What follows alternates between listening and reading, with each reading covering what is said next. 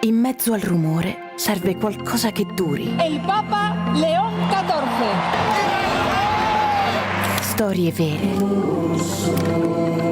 Incontri che cambiano la vita. Persone che costruiscono. Uno sguardo originale su ciò che accade.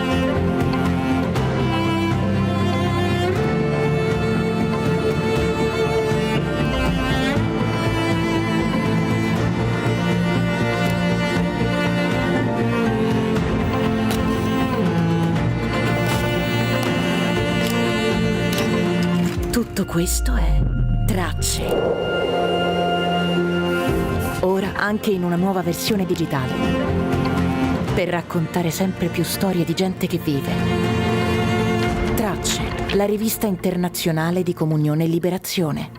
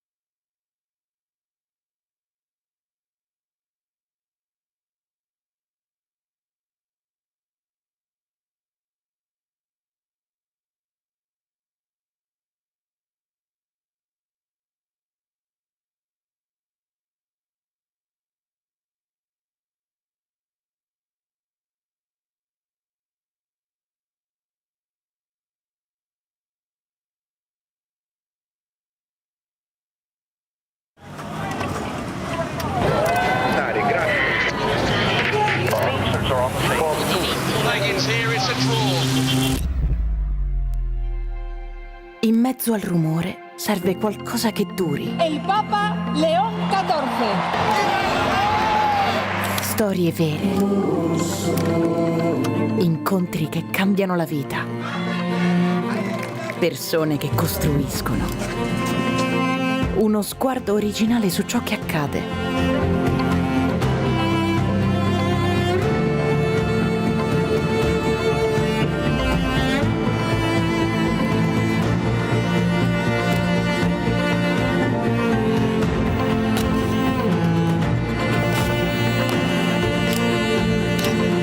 Tutto questo è Tracce. Ora anche in una nuova versione digitale. Per raccontare sempre più storie di gente che vive. Tracce, la rivista internazionale di Comunione e Liberazione.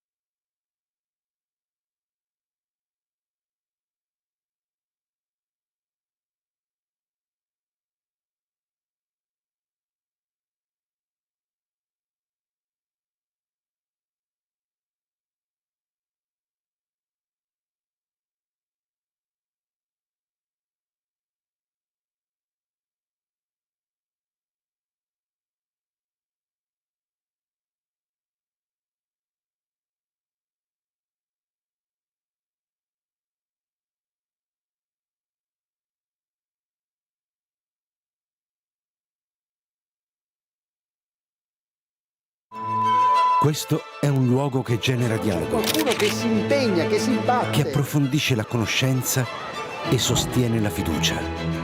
È un crocevia dove si incontra chi desidera il vero, il bello, il giusto e il bene.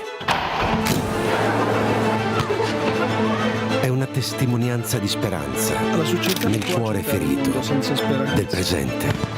E tutto questo Proporre con la propria vita. esiste anche grazie a te.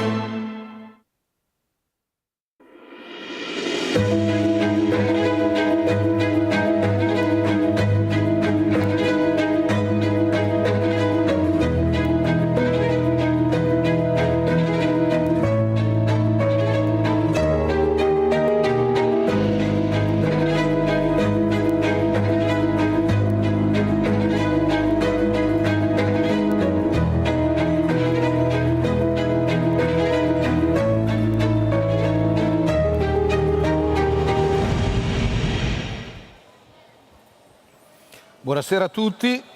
Good afternoon, everyone, and welcome to this session. The Courage to Educate, Rebuilding the Alliance Between School and Family. We will be talking about those people who have the primary responsibility to educate children and do so by teaching and training our children. We have Minister Giuseppe Valditara, Minister of Education.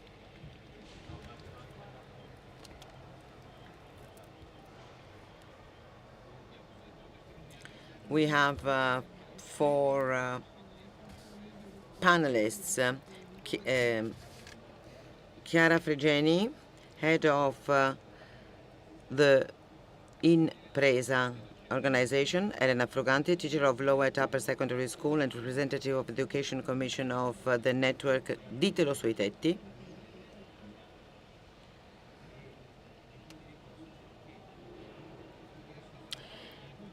Roberto Sanseverino, president of the Fondaazione Città Nuova, Naples.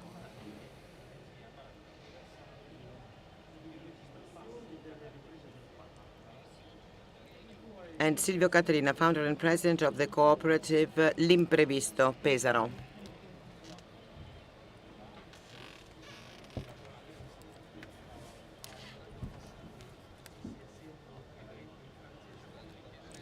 So we will ask our panelists to talk about their job and what does this alliance between family and school mean.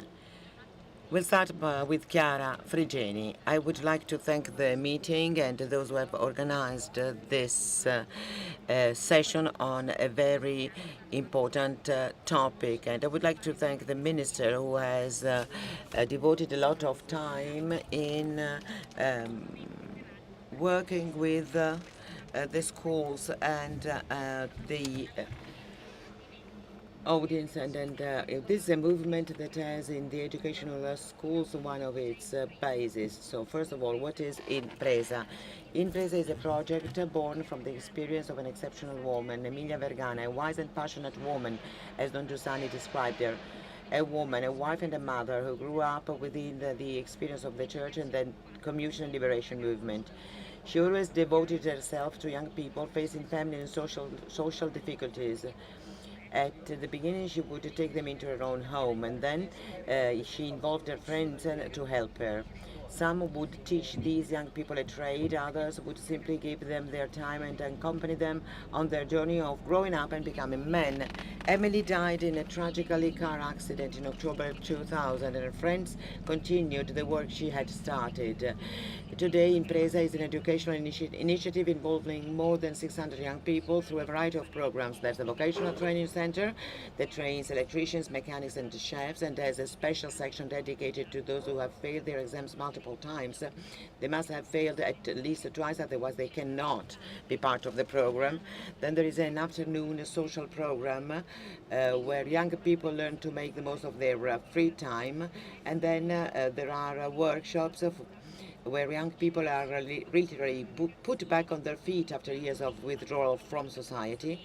There are those who help young people who have already lost their way to the age of 12 or years to achieve their lower secondary school certificate. And a year ago, the Casa Emilia the Education Center was established for young people, whether or not they are enrolled in the vocational training center, while facing criminal proceedings. I'm not a psychologist, I'm not an expert, I'm not a pedagogist, but I've always been involved in the organization of this work, and I've been coordinating the vocational training center.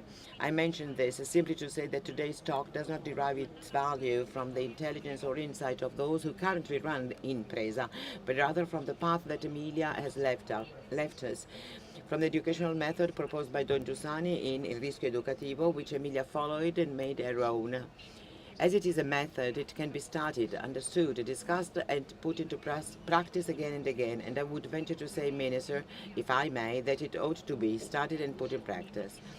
But here we come to the heart of the matter. What is the point today of speaking of an alliance between school and family? The Pope himself calls for this alliance in his latest encyclical Magnifica Humanitas, stating that families cannot be left alone in this historic moment, and that there is a need for an alliance between institutions, schools and families.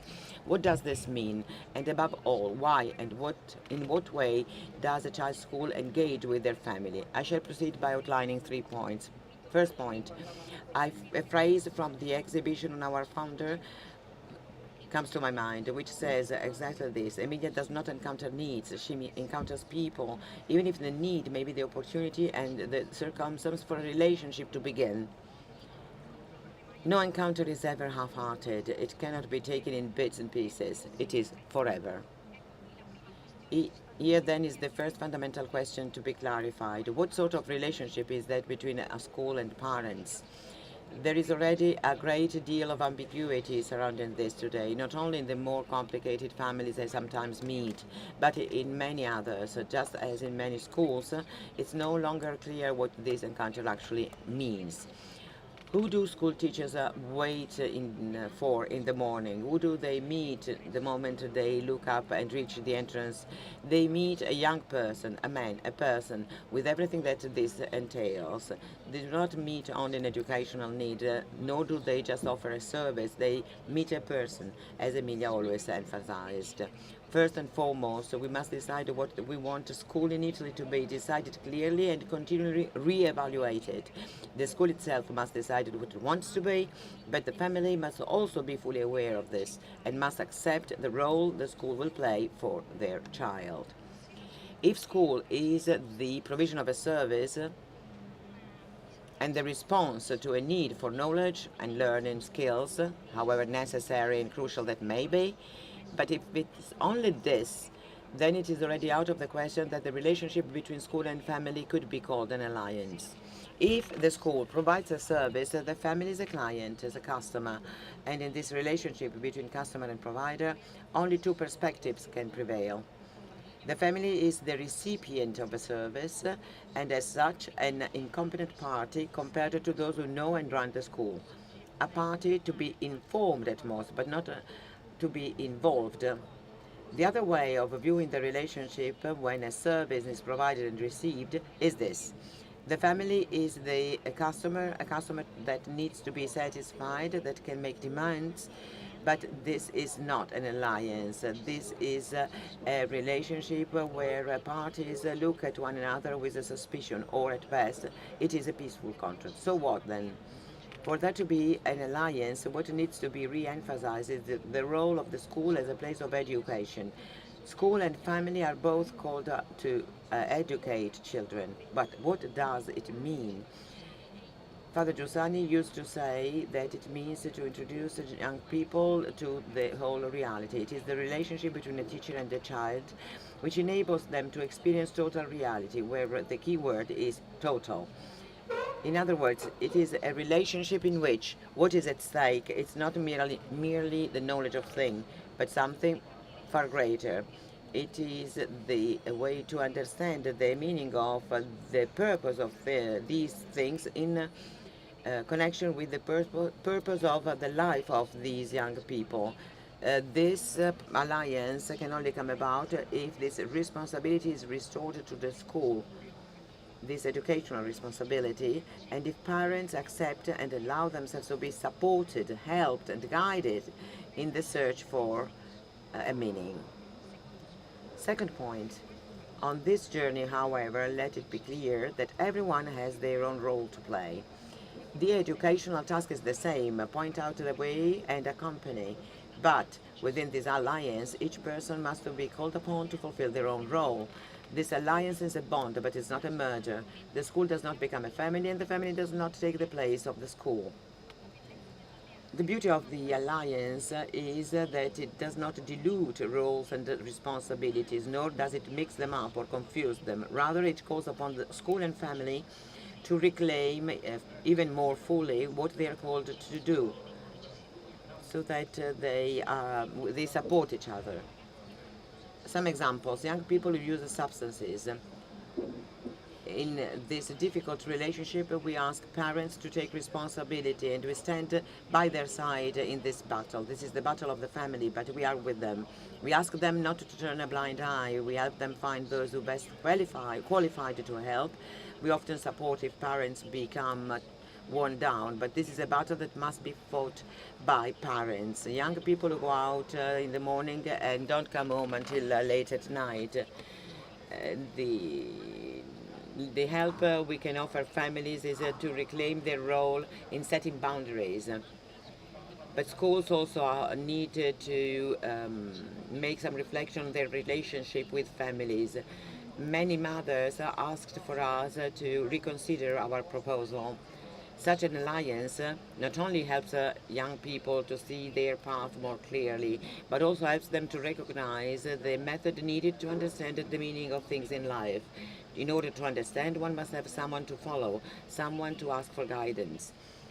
If we see that grown-ups, in order to understand things, ask questions, is much more than many considerations on authority and the meaning of authority. Being together as grown-ups has a beauty of its own. It makes us keep hope alive, even if when we are losing hope. We can dance together in life with the certainty which is required of those who educate, the certainty that life is a promise of good, as the Pope repeatedly emphasized. But how do we forge this alliance? This is the third point. Well, we need concrete choices. An alliance is a bond, a relationship, and a relationship, to be just that, requires time and space. In In-presa, we do not have the electronic register, but we have a tutor, we have an educator, we have someone who calls the parents in the morning if they do not see the child coming to school. The parent speaks to a real person. They have someone to talk to and to turn to for support. And I conclude. This alliance made of listening and dialogue, what does it bring about? A judgment, a clear judgment on the path to propose to the young person. In this, school and family stand together in making judgments, and in order to do so, they are often called upon to judge themselves as well. Giancarlo Cesana, husband of Emilia, our founder, speaking of his wife, said, "She judged everything, but in her, judgment never amounted to a definition, but rather to a dedication." What is this alliance called upon to do? To judge, but to judge in the dedication to the others. Dedication means caring for one another, paying close attention to the needs of the task each person has. Understanding each other is compassion for one another, so in a way it's love and it is mutual charity. Ultimately, this alliance is something where young people can see the charity in relationship. A father in front of his son during a parent-teacher meeting looked at me and said, "Sometimes I think I didn't want a daughter like this."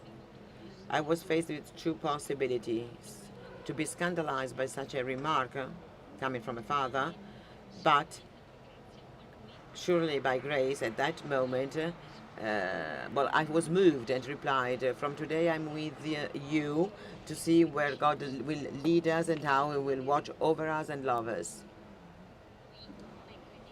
This father isn't a believer, but he smiled and agreed to come to dinner with us, and we began spending some time together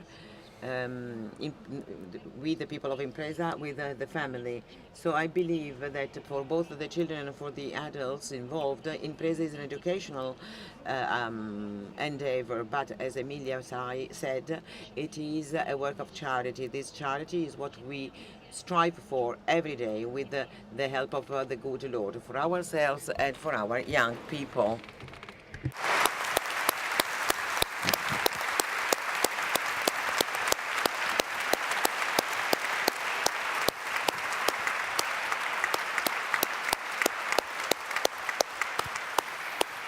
Grazie, la parola a Elena Fruganti. Sì, grazie mille. Ringrazio il meeting per questo invito che tramite me, insomma, dà voce anche a tanti altri amici impegnati nel portare nel dibattito pubblico le esigenze di una vera alleanza tra scuola e famiglia. E infatti se ci troviamo ancora qui a parlare di emergenza educativa, perché poi è questo un po' l'attenzione che ci porta a mettere sempre a tema l'educazione, anche una valutazione che dobbiamo fare: o in questi anni abbiamo fallito, ma allora vorrebbe dire che abbiamo rinunciato al nostro compito, e penso che qui invece abbiamo esempi di impegno attivo e di un metodo che ci è appena stato illustrato che ha ancora funzione, ha ancora molto da dire alla società di oggi, oppure che le sfide che dobbiamo affrontare sono sempre nuove, quindi le sfide educative devono in qualche modo adeguarsi ai tempi, e quindi in un cambio d'epoca ormai, insomma, questa formula ci è familiare, e credo che sia normale che dobbiamo continuamente reinterrogarci. I cambiamenti più radicali credo che siano quelli che segnano questo nuovo periodo, sono la rivoluzione antropologica e la rivoluzione digitale, e sono sfide nuove perché nel secolo scorso, malgrado le tante guerre laceranti e divisioni politiche anche forti, c'era un sostrato culturale, valoriale condiviso che oggi è venuto in qualche modo. That was not known, that has changed somehow. So we are working in societies that have different forms of ethics. So the digital solution is that based on the fact that the neurological development of children, those who among you who read The Anxious Generation probably know that there is a difference in the neurological and relationship skills. So if you don't have these skills when you are very young, well, this implies a social transformation. The World Health Organization tells us today that the problem, the social problem we have to tackle is some form of pathological event that we have to counter. Young children are exposed to digital devices, so they meet a world that confirm what they are and creates a mechanism of addiction.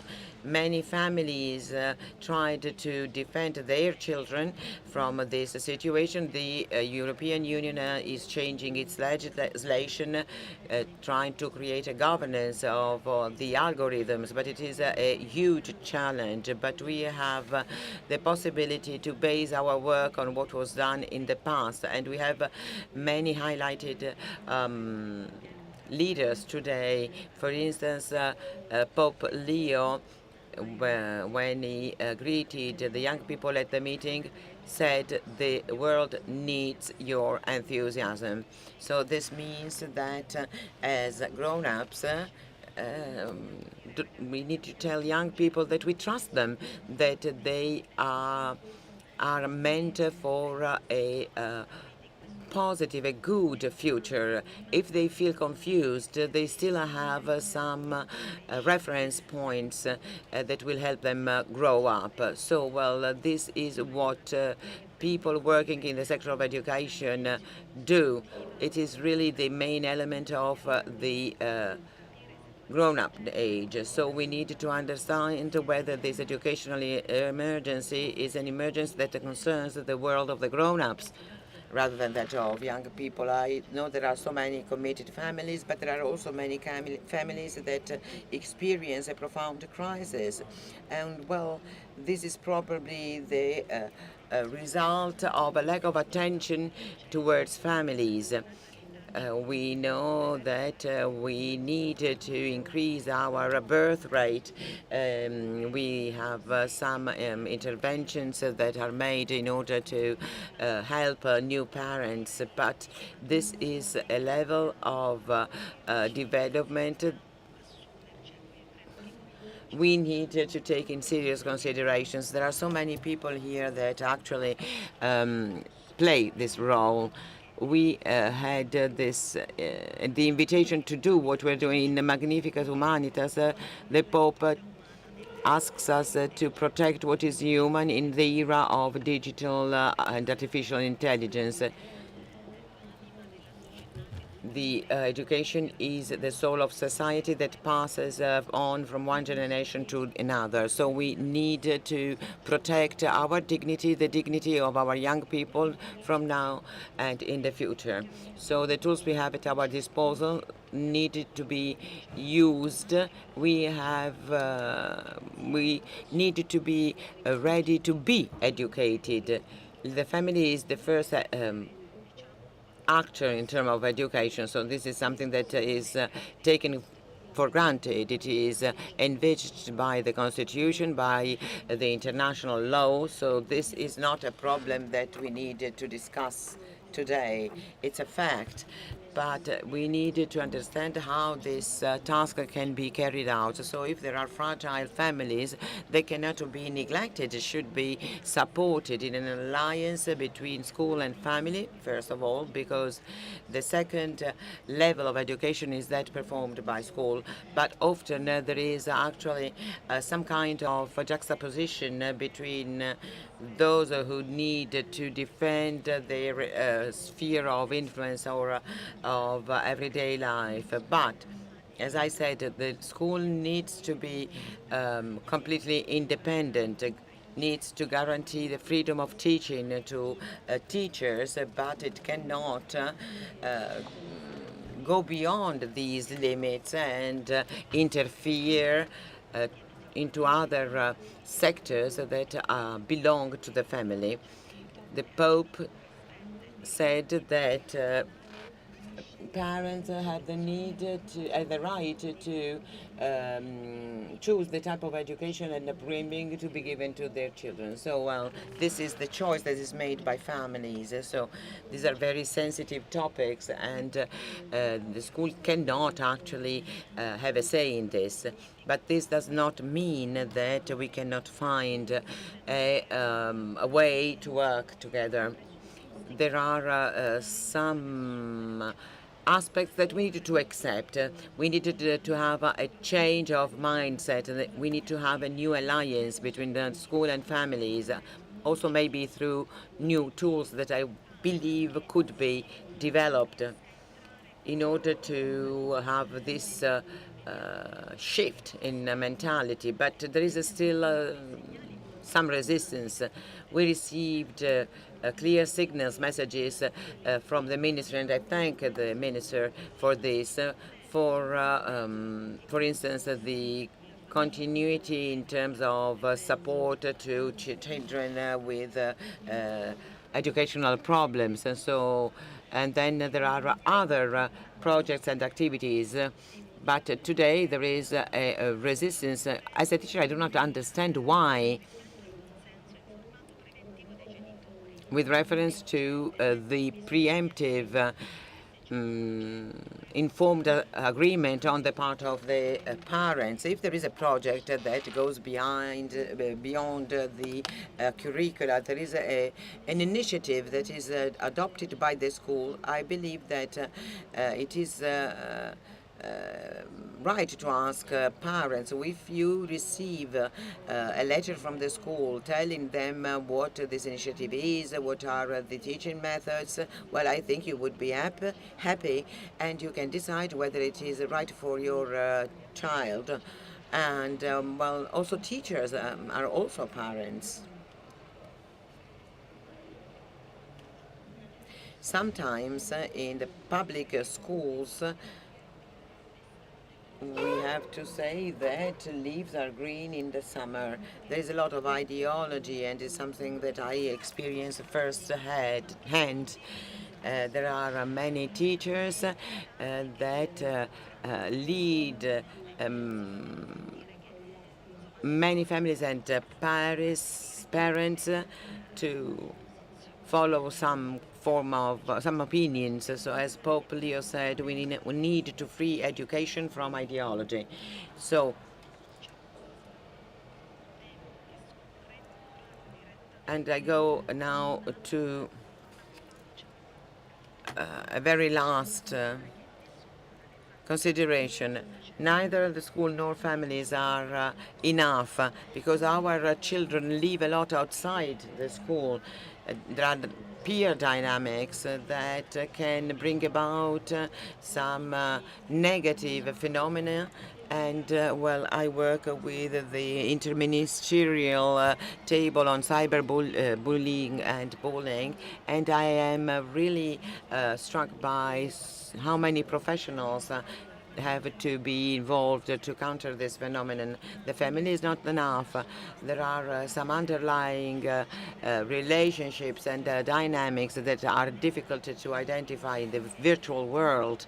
So in order to overcome these dynamics that are the result of a lack of the skills to read what is inside another person, is the result of a non-human society. So we are parents, we are educating community, we have new initiatives, new places where young people can meet, and we need to cooperate, otherwise we will not make it. To conclude, some quotes from the Pope, which sums up what education means from my point of view. So I'm going to read them out. Let us free our coexistence from suspicion, culture from arrogance, education from ideology, and work of no algorithm will ever be able to replace what makes education human: poetry, irony, love, and art and imagination. Teaching means training people to listen to their hearts, and thereby to inner freedom and the capacity for critical thinking. To teach, it is not enough to share knowledge. Love is required. Education is a collective endeavor. No one educates alone. Thank you.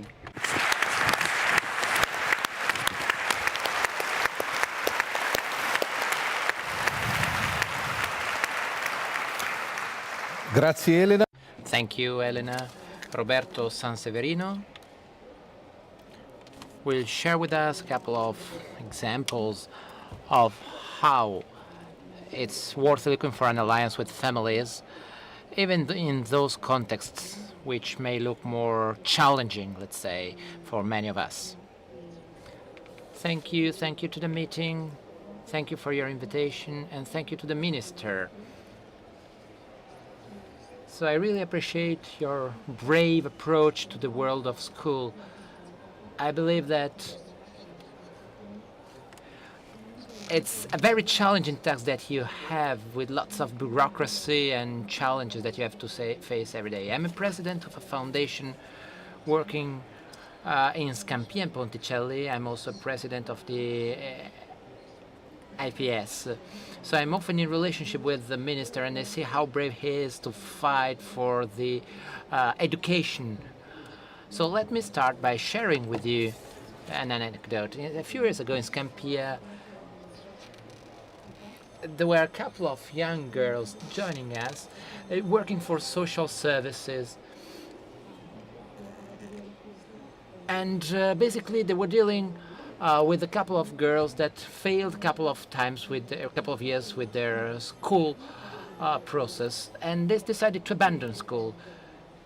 So when I found her, I said, "Why are you no longer coming to school?" And she said, "My father doesn't want me to come." So I wanted to talk with her father. So I went to Scampia in the area called Casa dei Puffi.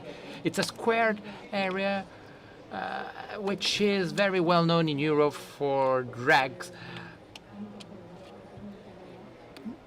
issues.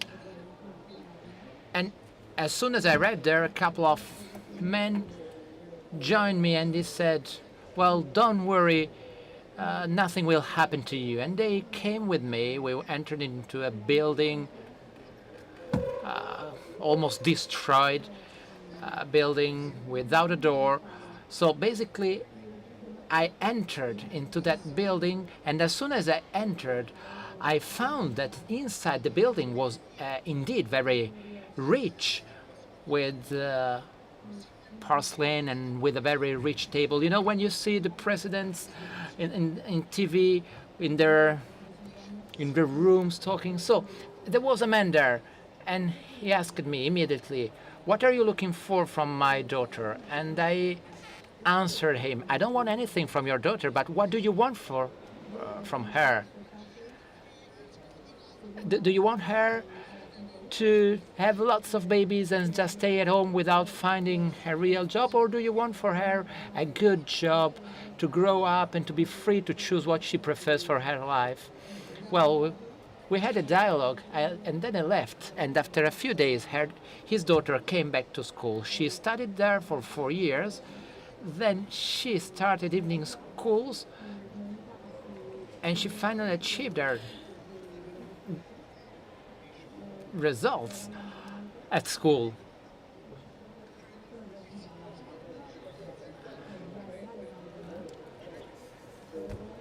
And I thought that this was the best present, the best gift that the family made for this daughter.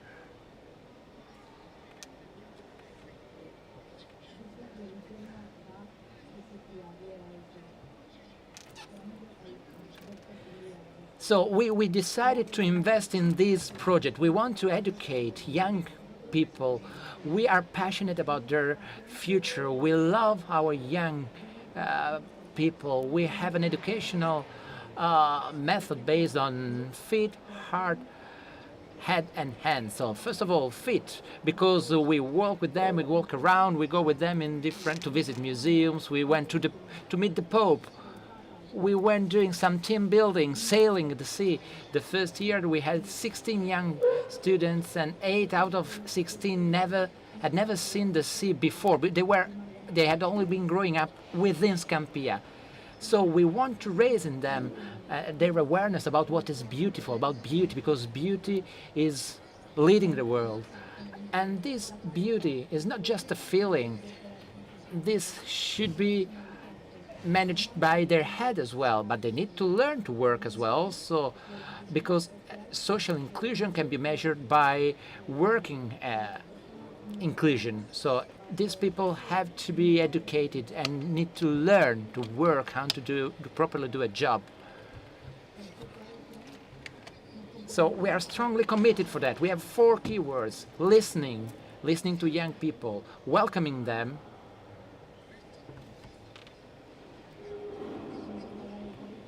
giving them back their territory, and gathering them together, because it's important to mix them, to have a kind of a contamination in this group, because only this way you can save all of them. Well, of course, we know it's a utopia to think about saving all of them, but we really take care of their future. We really love them. Father Giussani, well, said that it's important to educate to meeting between 2 different freedoms. Freedom for people educating and freedom for people being educated. And the alliance between school and family is based on school, family, and the third sector as well, because in some areas, if there is no alliance, if there is not this 3 parties alliance, we can't succeed. It will be impossible to succeed. You know, every morning when students are coming to school, it's important to involve them and to have them being involved in what you're doing.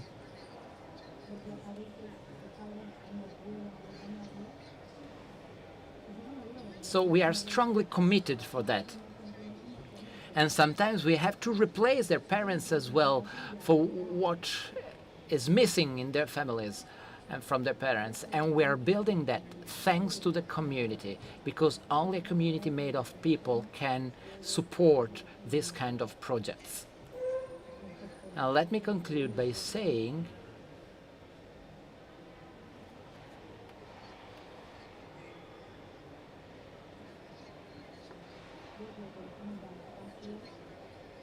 that we want to focus on something which is good, because as Father Society said, charity is sharing the value and the feature of the other people. So if you can share needs, desires of other people, you can also educate them, you can train them. So it's important that the school system, also in the most challenging areas, shall rely on this alliance between school, family, and third sector. We're not an alternative to school. Sometimes we are considered as enemies, but this is not the case. We have an agreement, we have a pact with schools. Students that abandon schools are looked after, and we want them to finally achieve their school results, because we need to guarantee this continuity. Because otherwise, without education, there is no future for these guys, for these young people. And I'm not just talking about a certificate about classical studies. We are talking about professional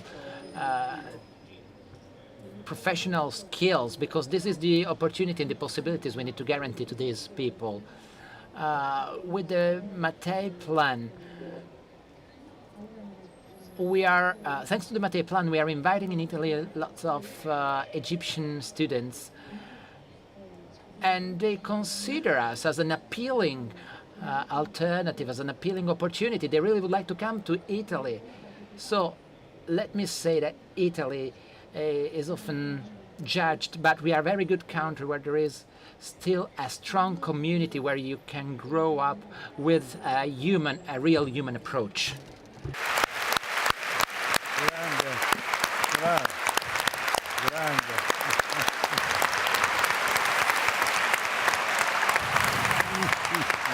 Grazie Roberto. Thank you, Roberto.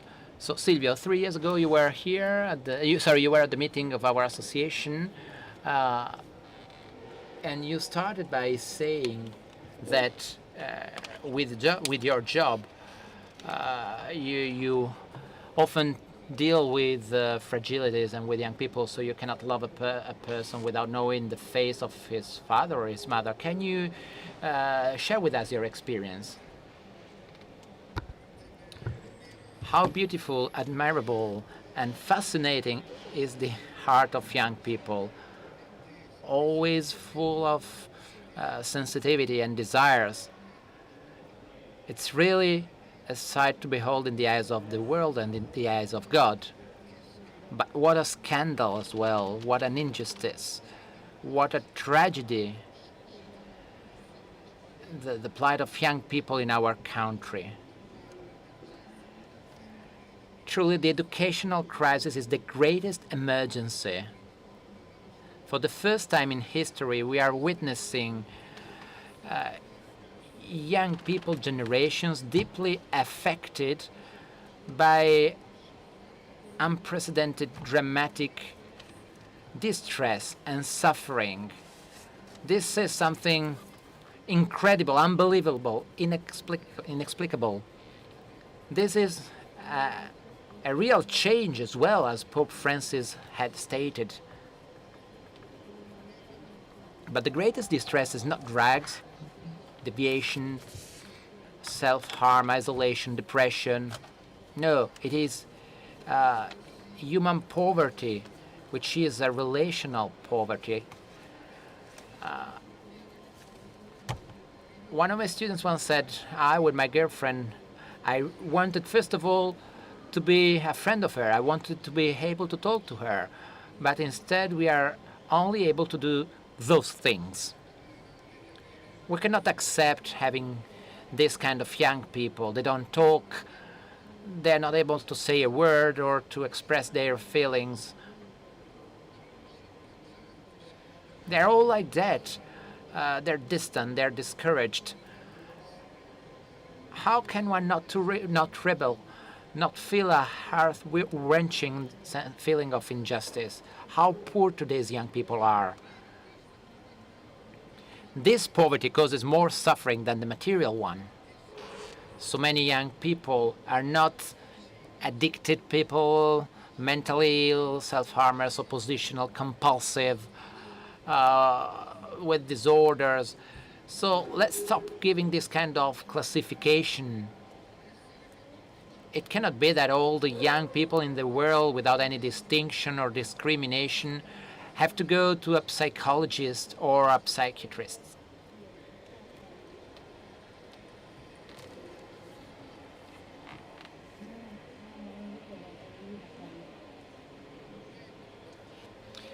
It's not all pathology or distress. It's desire, it's sensitivity, it's acute and heart-wrenching nostalgia, it's a deep and fruitful melancholy. It's a cry, sometimes disjointed but beautiful. Most of them are simply uneducated young people. They are abandoned, lonely, often neglected. They haven't been told why we are here in this world, if there is a meaning to pain, to the bad luck, as they call it. Their real condition is not knowing how to live, how to deal with situations, not knowing why they are living, for whom they're living, with whom they wish to live. In short, being alone. For the majority of these young people, it's an educational issue, because they were raised without an adequate and strong reason, without motivation for commitment or sacrifice. They've been left in their mediocrity and superficiality. So, they are full of resentment, pretextuality, arrogance. No one tells them anymore that on this earth, actually, there is something great. And that the problem of life is to seek for this great thing. Forget about performance and achievements. How poor today's young people are. But how poor, even poorer, I would say, are their parents. Even more alone, even more abandoned. The one great reason for establishing or restoring the partnership between school and family is to rediscover, to know and to learn, as it's been said so far, a passion for humanity, a true, deep love for life. People say, everyone says, that today's young people are fragile. Today's parents are fragile. Words that mean nothing. I don't think that's the case. I don't think that's the real problem. In the heart of young people and many adults as well, we had to deal with a couple of doubts. Life is not beautiful and evil wins. Evil wins. In fact, it has already won. Instead, good is always greater than any great evil. Do we know how to shout this from our rooftops? We are born, we come into the world with a promise imprinted, embedded in our hearts. Whoever made a man made him a promise, says Don Giussani. But a young person cannot know or understand this unless they encounter an adult or adult people, a teacher, a school that is truly a school, that is one that knows these things, that is grown-up people that know how to explain and bear witness to what is this promise. It seems to me that the issue of the alliance is mainly understood in only one direction. Parents must listen to the school. follow the school, obey to the school. Clearly, this doesn't work. The parties entering into this alliance must have equal dignity, equal responsibility, and the same need. We need to develop programs that help parents and teachers to be more than just affectionate, supportive, and skilled at their jobs with the young people. That's not enough. They need to be able to speak about the value and the meaning of the human person, what life is, life and death, to have an understanding of what pain, love, earth and heaven are, of men and women, and what it means to study, to work, and to start a family. Young people carry with them thousands upon thousands of questions about these existential issues, about good and evil. Leaving them without answers, without even a working hypothesis, is perhaps an even more bitter betrayal than the many hardships they have already encountered in their life. In short, dear Minister, if I may address to you like this, one cannot be a teacher simply by passing a competitive exam. The same applies also to social workers, psychologists, doctors, nurses, judges, lawyers.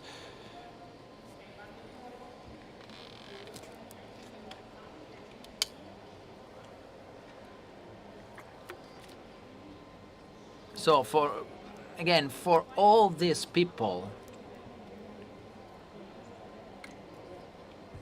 a competitive exam is no longer enough. We need to think, to come up with something that identifies and assesses skills, qualities, aptitudes, beautiful, great, fruitful, inspiring ones, to go beyond and more than just the matter in the strict sense. In short, a teacher isn't just a dispenser of knowledge. They're also men, women, an enthusiastic, admirable, interesting, dignified person, an artist. It's an happy person. They're also father, mothers, older brothers or older sisters, someone who's there even outside working hours, on weekends, after 30 or 40 years, someone who calls me at home, who wants to meet my girlfriend, my parents. Schools, and this is becoming increasingly evident, at least in some areas where many so-called educational institutions have failed to fulfill their role, like parishes, for example. Well, schools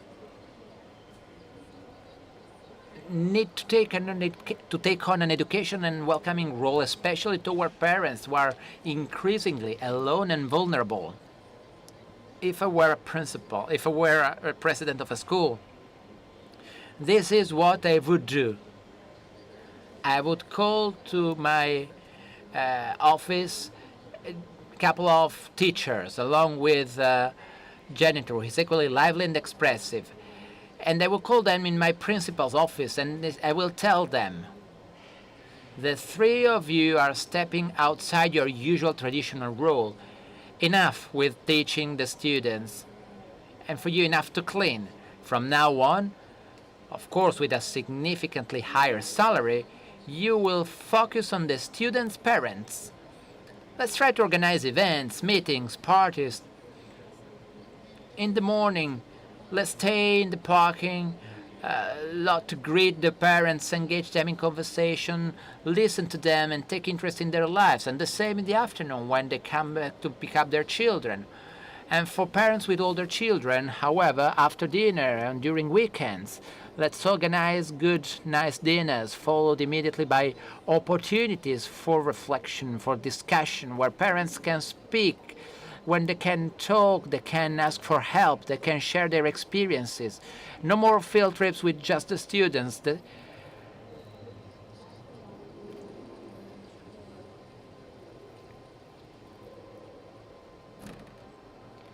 Let's take the parents on field trips instead.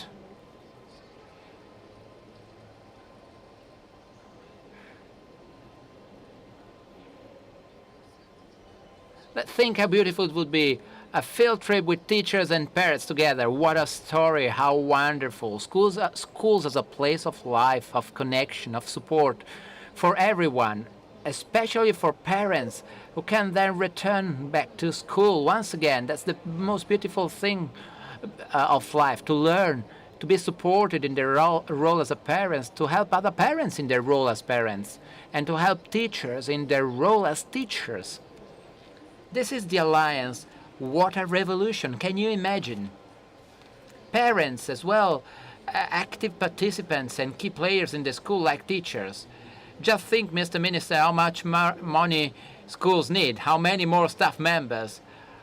What and how many good reasons to ask for funding at the next cabinet meeting. But what a benefit for the entire educational and school system. The alliance between school and family isn't meant to make the school run better, so that the school has fewer problems. This is to allow us to ask more, to ask everything to the students. Because we, as adults, among ourselves, we demand so many things, but don't we see that adults no longer know how to ask anything of young people? If we do not demand so much and everything from young people, they will never be happy. They will never be ready to take a chance on life and on themselves. We must demand so much and everything from young people because they are the nation's greatest asset. It's the most precious treasure. And it is even more right and necessary to ask a lot and ask everything of those who are suffering. We must ask twice as much of those who are suffering. Otherwise, in their hearts, young people say, adults in front of me ask less and less of me, so they don't believe in me and they don't value me at all. And as those who are suffering say, by asking me less and less, they don't understand, they don't value the pain I'm going through at all. The problem of evil and suffering is not, first and foremost, to understand their causes and identify who is responsible. Rather, it is to find a meaning, a possible purpose. What is this experience trying to make me understand? What is it calling me to? What change and new responsibility is it inviting me to embrace? Well, I think the greatest pain is not evil itself. The greatest pain is not knowing what is good, not knowing love. Evil, illness, and the pathological conditions affecting young people stem from the absence of fathers and mothers, from the absence of a teacher. Without this presence of mothers, fathers, teachers, without this presence, a sign of a greater presence of themselves, the young person isolates himself, loses trust, withdraws, stops speaking. Basically, he fades away, he runs away, becomes bitter, rebels. And he begins first to harm himself and after that also the others. First and foremost, those closest and dearest to him. The greatest and most exhilarating adventure of life, of every life, at every age, in every era, is the fascinating, creative and fruitful meeting between a young person and a teacher, an adult, a father or a mother. That meeting will last forever in the heart of the young person and the teacher as well. And for sure, it will bring incredible results. The young person will only develop self-respect after having come to respect the teacher, the father, the mother. Throughout his or her life, the young person will keep the teacher's face, or the faces of many teachers, and the teacher's gaze in the corner of his or her eyes. And as time goes by, he or she will increasingly find out that this relationship has something sacred, something divine.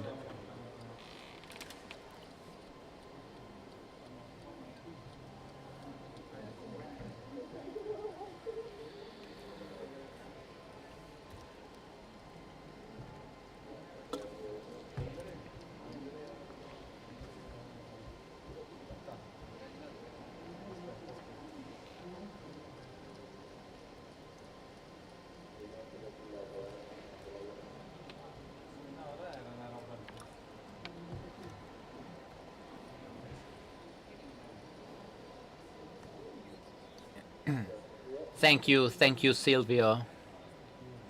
Minister Valditara, if I had to think about a word that has been featuring the first 4 years of your task at the Minister of Education and Merit, is the word talent. Talent is, of course, involved in many things that have been said so far. So what does it mean to think or rethink a school at the service of the talent of young people? Well, first of all, good afternoon, everybody. We have been listening to very interesting presentations so far. But the School of Talents is a school that puts the young person, the young people, at the core. And this is a very important value of our Constitution. Our Constitution is based and rooted on the state. The state is at the service of the person. So this means basically recognizing diversity and beauty in every young person. This is why it's fundamental, and it's very important that we shall make a real cultural revolution, changing the actual approach that we used to have, focused on a unique model of intelligence. So this approach was featuring a certain historical period with the classical traditional studies, and then technical studies, and last the professional studies.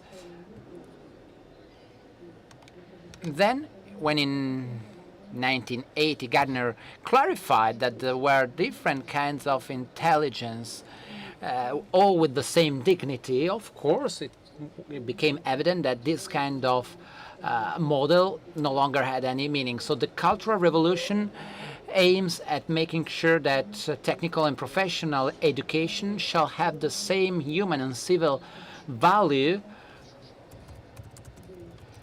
of the classical studies. So working as a plumber has the same civil importance as being a professor. So this is why we shall invest on those paths that today are extremely requested. There is a huge demand for them. And this offers our young people extraordinary opportunities of success during their career, during their working age. When I visited In-presa, I met young people there with a background of school failures and issues with justice as well. Some of them had been condemned for some thefts or some issues with the law. And as it's been said before, they failed at least a couple of years at school. But because the path that was chosen for them was not the good one, the right one. But you know how beautiful it was to see these young people that explaining me how to make maintenance on the engine of a motorbike, for example. They were learning the basics of physics. They were learning a way to build their future, and they already had companies waiting to hire them as soon as they had finished their training path. You see how important it is to customize education, and how important it is to give value to the path of every young person. There is the role of the tutor, of the teacher, that shall keep the relationship with the family, with that reality which goes beyond school, aiming at motivating more and more young people and choosing the best and most suitable teaching and training path for them, because every young person needs a tailor-made dress made for him or herself, and this tailor-made dress is education.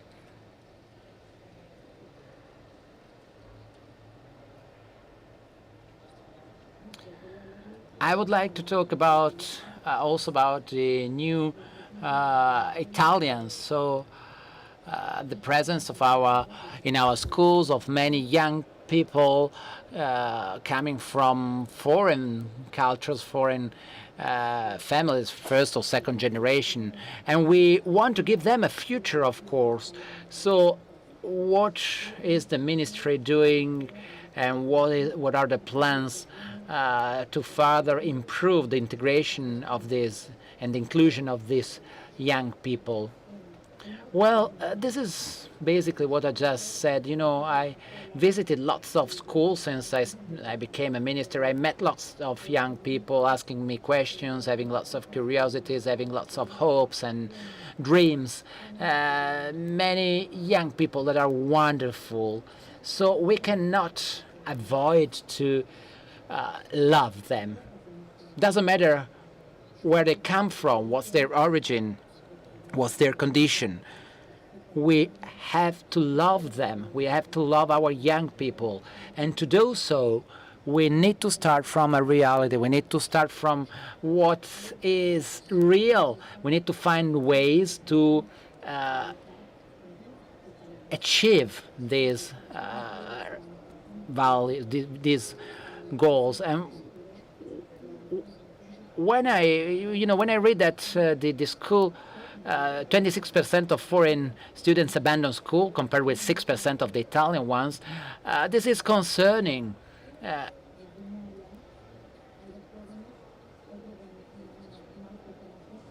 And you know, in this kind of situations, we need to be concerned for all those foreign young people living with us, and not just be concerned with our words or just with ideologies. We don't have to develop schemes or just ideas, but we need to really love them. We need to focus on their intelligence. We need to start from an adequate knowledge of our language, first of all, because knowing the Italian language is fundamental. It's the only tool, the main tool they have to face all school challenges and also to be included within the society. So, for this reason, we hired 1,000 teachers specifically trained for those young people who just joined our country. So even those who are not able to say good morning or good evening, we are teaching them the Italian language. We started a strong project for that, and we are investing lots of resources for that. And then talking about the North Agenda, because the concentration of foreign young people is mainly focused on the schools in the north and center of Italy.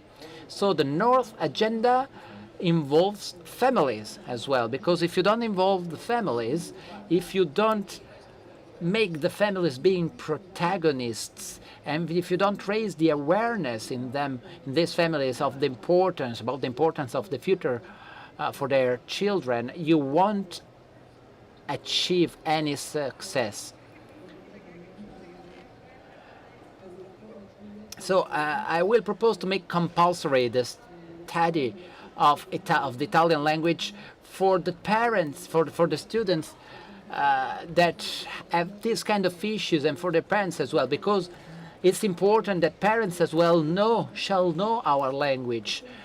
They shall be aware of about the school career of their children. They shall come to talk with the teachers. They shall come to school and know how their children are behaving or what they're doing at school. There are too many foreign parents that never come to school. This is another important aspect. And then there is another fundamental aspect to be considered, which is the topic of distribution.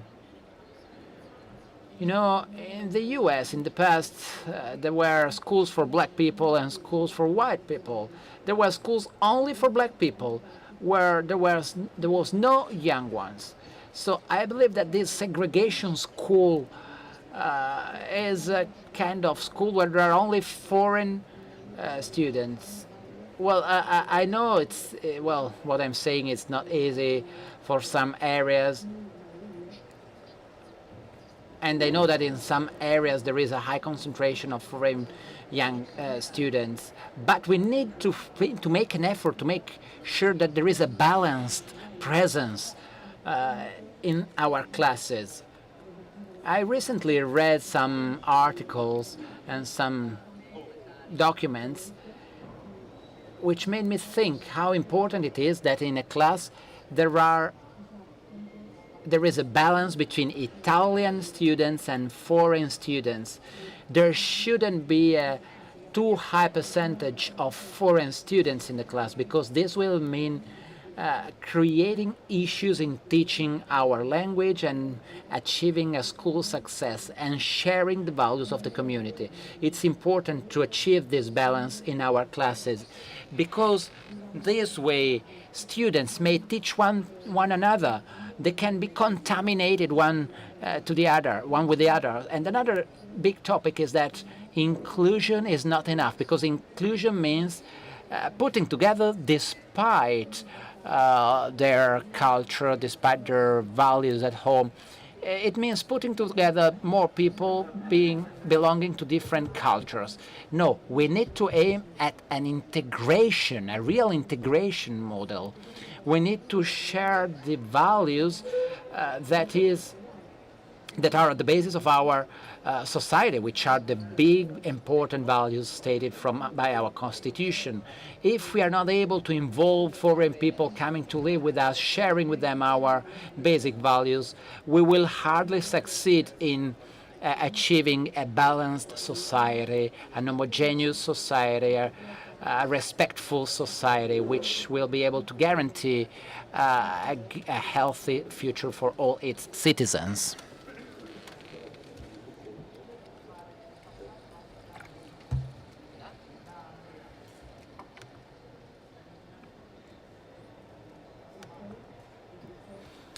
You are proposing a couple of measures that are involving families.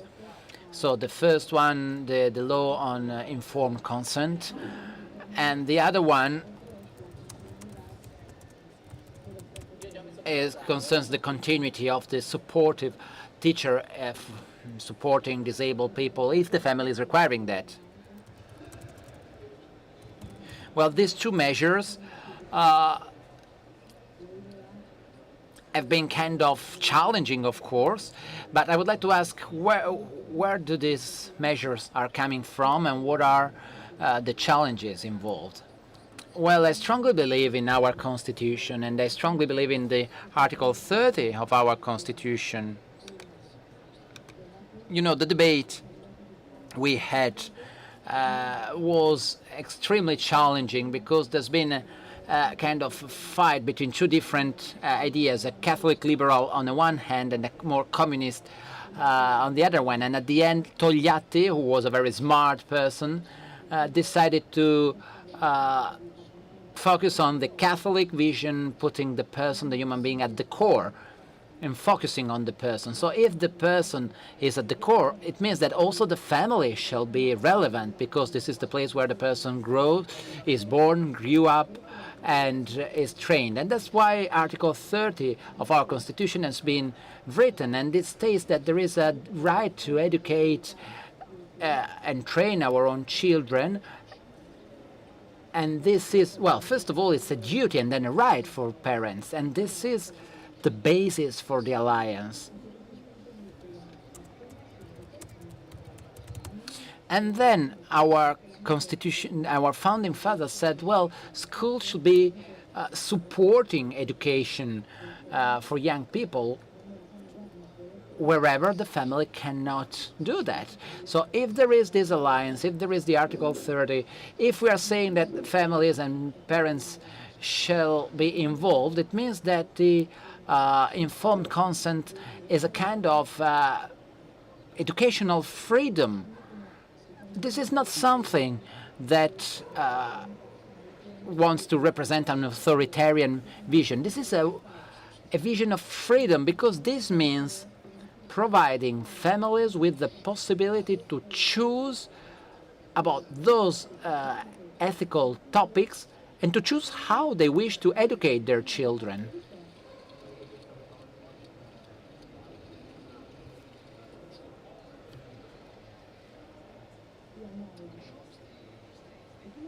And let me add, let's not attack and involve our little children. Don't involve them in this fight. We should not involve their natural, innocent feelings in that. I had to deal with some strong reactions blaming the law, the legislation on informed consent,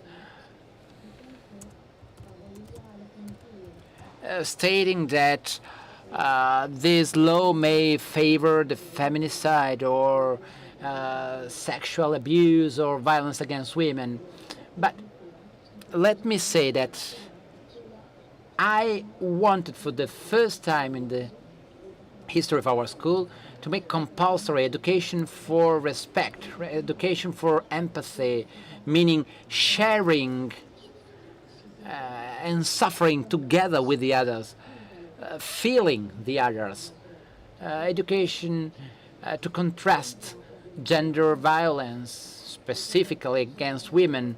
So all these are compulsory subjects to be studied at school. Within the scientific education, our students keep on studying sexual education, of course. So why? So is there this judgment? Well, I'm thinking there about the gender education. There are some books addressed to 6, 7 years old children that made me thrill, because in those books are stating that gender identity doesn't have any biological foundation, but it's just a cultural phenomenon. Well, you may remember some newspapers that were stating that example. Well, if you ask a boy if you wear some red lipstick and you wear a skirt, maybe you will feel like a girl. You see how these categories are kind of fluid categories, fake ones that can be interchangeable, because you can feel either a boy or a girl or both of them or neither of them or something else again. So how can we teach this to a 6, 7-year-old student? It will be extremely confused and you may threaten his life.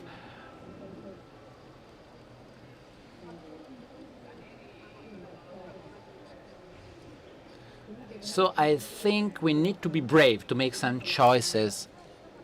Of course, I've been threatened, I've been attacked for what I'm saying, but when you are governing, when you are ruling and managing, you need to be brave to make decisions.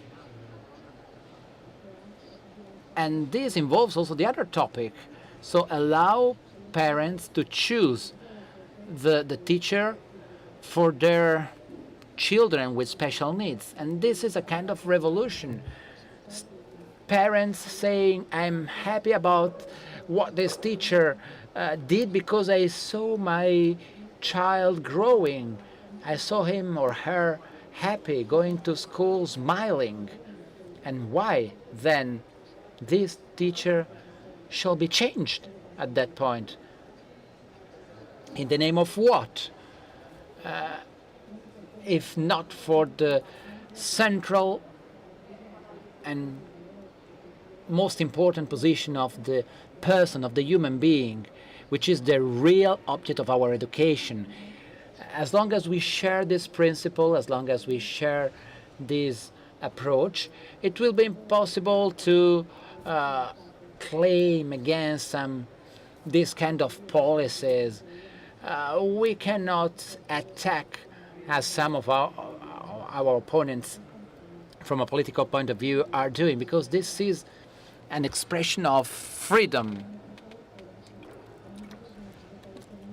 You know, last year there's been 58,000 teachers that have been, let's say, approved, well, let's say, confirmed by parents, and this year 70,000 teachers. So 65% of teachers for children with special needs have been chosen for didactic educational continuity, and they've been chosen by parents. So if we strongly believe in the Article 30, of course, teachers shall be free to choose the educational path of their children.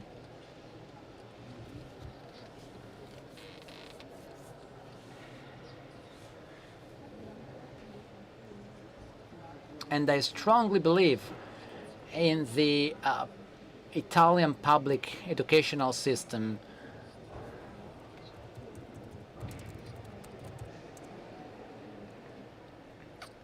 And I would also say something more. State-recognized private schools will have the opportunity to develop innovative educational paths, because there we have the opportunity to make experiences that may be useful for the entire school system. So state-recognized private schools shall be brave to test, to try doing something new. They need to be brave enough to be an alternative, an educational and training alternative, to experiment more and more advanced models. So this is a path that I believe could be another step forward to further enrich our school system. And this is the reason why in our budget law we ask not only that the school voucher will become something, shall become something institutional once and for all, but also that there shall be some more resources, because the path shall further grow in order to find more and more resources for school. And let me conclude by saying that even though we still have 4 weeks before the beginning of school, already 7,000 families asked to get the school voucher, and we already spent 9 million euro out of the 20 we have available. So I think this is a very good sign.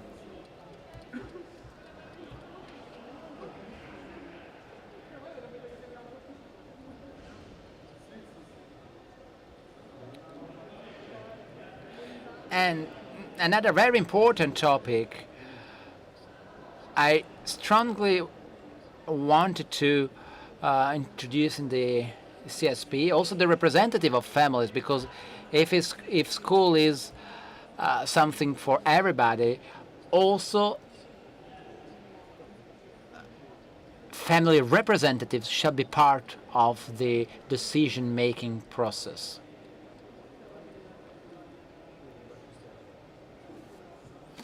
Well, you already answered my last question, talking about the school voucher. Well, we are 1 year before the end of your legislation.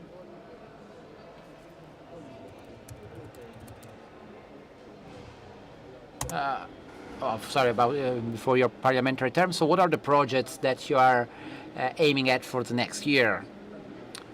Well, first of all, let me remind you that on the 1st of September we'll start the new national indications, which represent a real cultural revolution, because, you know, with these national guidelines we changed lots of prejudices and ideological shared ideas. So first of all, we decided to focus on the history of the Western world, which doesn't mean to not to consider other histories and other cultures, but it means being aware that we are expressing a culture which has a universal approach, a universal feature, which provided to the entire world fundamental values for the development of the mankind. Values such as democracy, freedom, were born and developed in the Western world. Let's think about the importance of good faith, humanitas, those values that were developed through and around three big poles, Athens, Rome, and Jerusalem. And this is also why I wanted the Bible to be read in classes. And this would be recommended also for high schools, together with the Odissea and Promessi Sposi, Dante as well, and the Aeneid. So why is it important to focus on grammar and language? Because I believe it's important, the culture of rules, being able to properly talk and write in our language is fundamental. Also to have good relationships with others.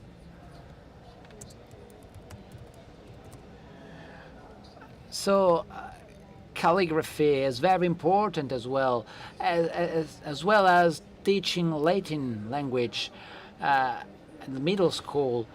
The story of classical history is very important as well, because this teaches beauty, sensitivity, and to recognize a very important cultural heritage that we have, that we own, such as the knowledge of our monuments, in order to guarantee a real belonging to our territory, the idea of geography, which is physical and political, not only the study of the environmental impact. Because if we don't know where the River Po is located, as unfortunately the census recently stated, many students don't even know where to place some rivers in our country, how can we be Italian citizens? And then the mathematics revolution, that's fundamental, starting from observing reality in order to build theories.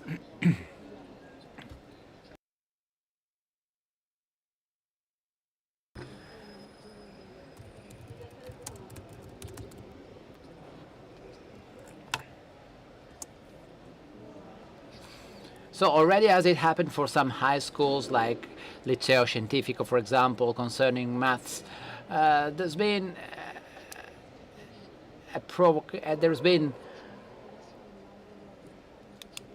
an exam, a test, starting from something real. So the water level in the Bracciano Lake, for example, and that was the starting from a math problem, or studying what happened with the earthquake in our central Italian regions to make some math problems. So this is aimed at further involving young people into our territory, into our reality, in order to make our school more and more efficient. And I think this will be the topic on which we shall focus over the next few months, because it's a real cultural revolution.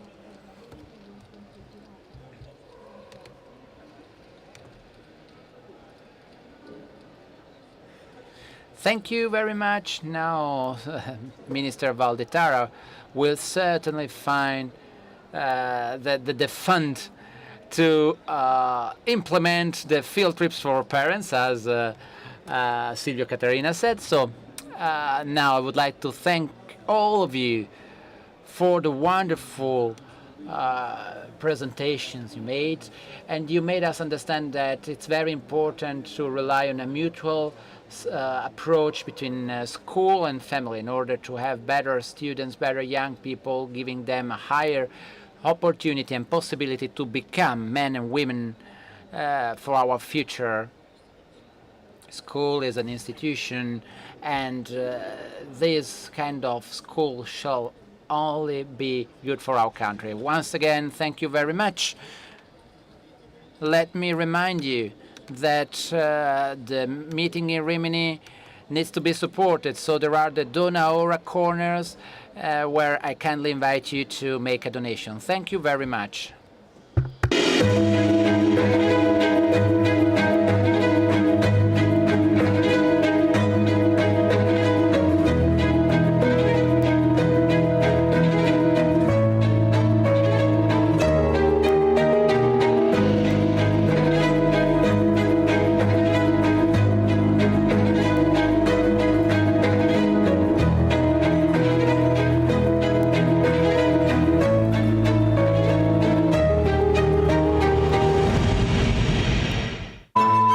Questo è un luogo che genera dialogo, Qualcuno che si impegna, che si batte. che approfondisce la conoscenza e sostiene la fiducia. È un crocevia dove si incontra chi desidera il vero, il bello, il giusto e il bene. È una testimonianza di speranza nel cuore ferito del presente. E tutto questo Proporre con la propria vita. esiste anche grazie a te.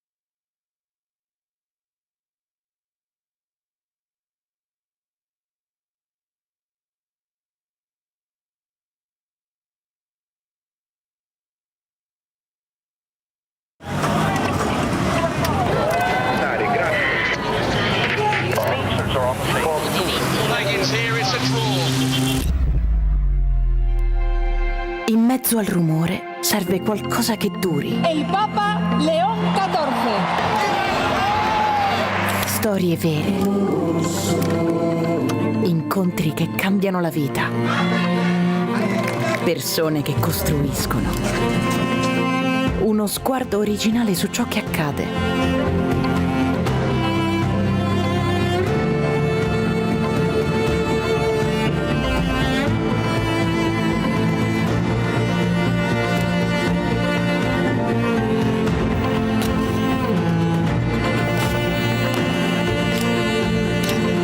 Tutto questo è Tracce. Ora anche in una nuova versione digitale. Per raccontare sempre più storie di gente che vive. Tracce, la rivista internazionale di Comunione e Liberazione.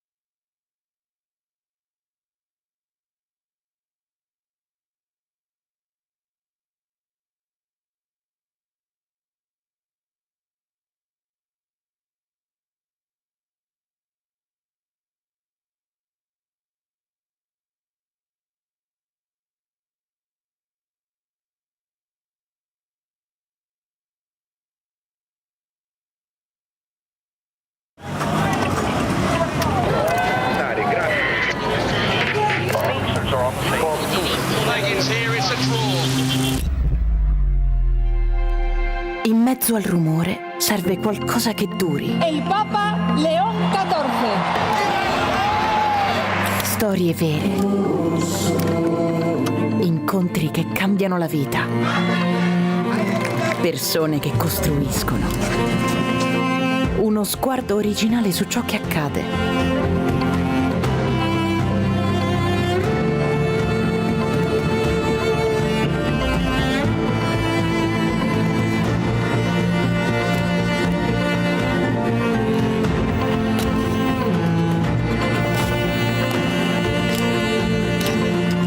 Tutto questo è Tracce. Ora anche in una nuova versione digitale. Per raccontare sempre più storie di gente che vive. Tracce, la rivista internazionale di Comunione e Liberazione.